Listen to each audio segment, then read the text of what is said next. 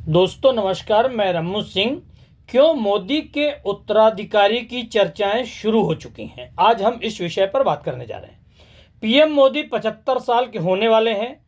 BJP में खासकर अमित शाह ने कई बार ऐसा कहा भी है कि बीजेपी के ने निर्णय लिया है 75 पार को मार्गदर्शक मंडल मिलेगा। देश के राजनीतिक हलकों में यह चर्चाएं होने लगी हैं कि 75 पार होते ही क्या मोदी खुद राजनीति से दूर होने की घोषणा करेंगे या फिर संघ कोई ऐसा निर्णय सुनाएगा। आइए जानते हैं पूरी खबर।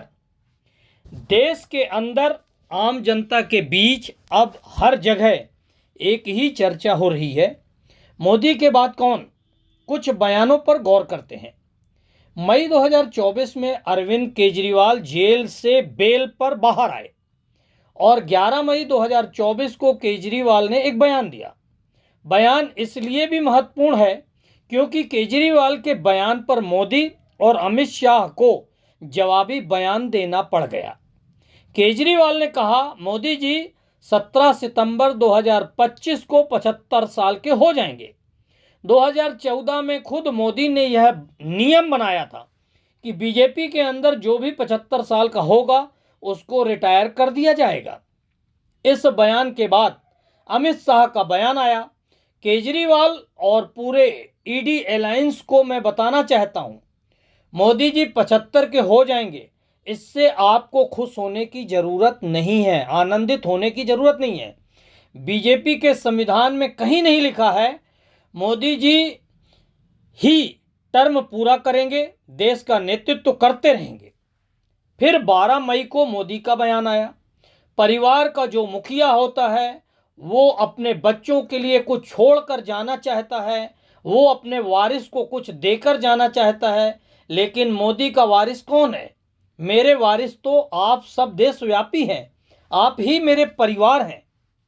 यह बयानबाजी लोकसभा चुनाव परिणाम आने के पहले की है। मोदी के उत्तराधिकारी का फैसला संघ करेगा।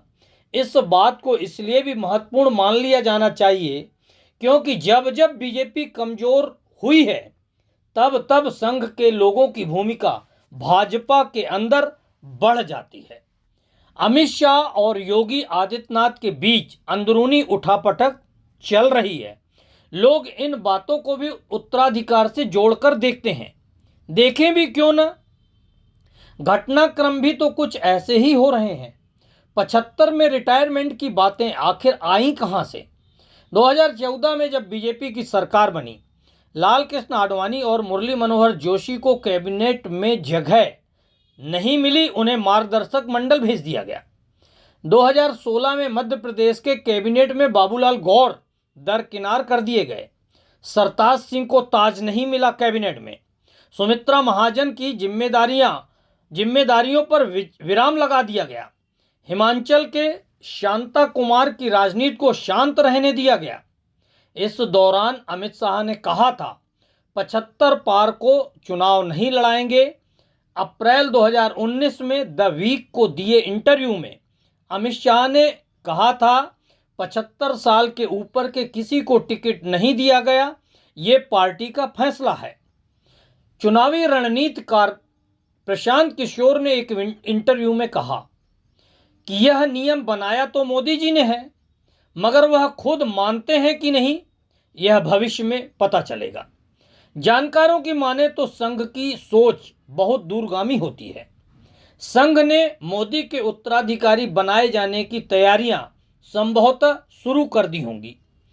अब यह भी समझना होगा कि संघ और मोदी के रिश्ते क्या मधुर हैं। आखिर कैसे रिश्ते हैं?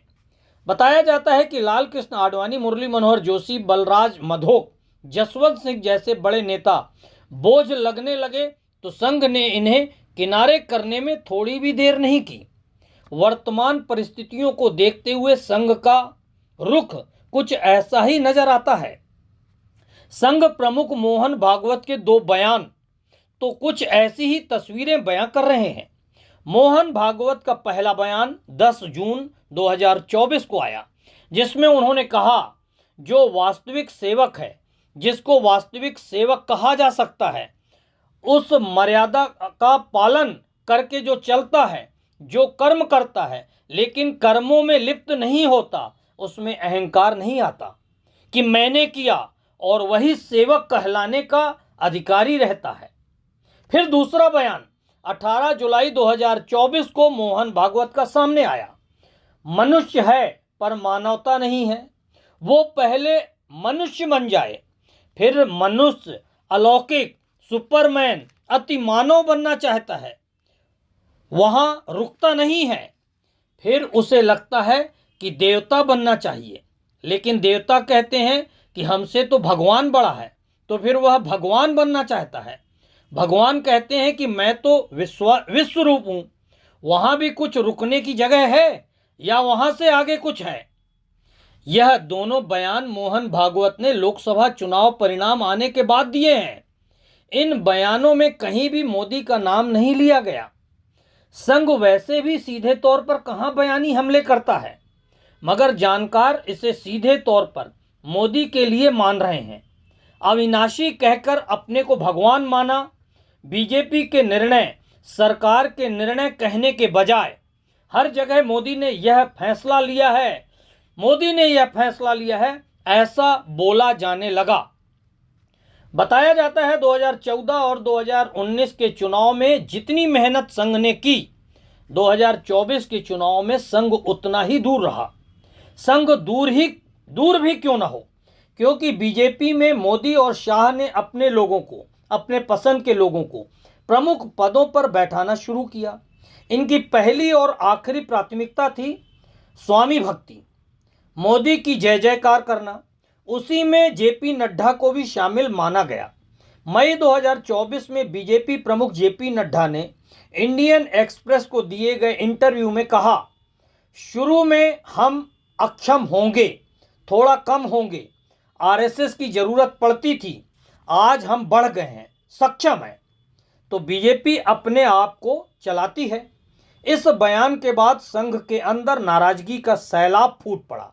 जानकार कहते हैं संघ के लोगों ने इस बयान को नड्डा के साथ साथ ऊपरी वरद हस्त की मंशा और अनुशंसा मान लिया।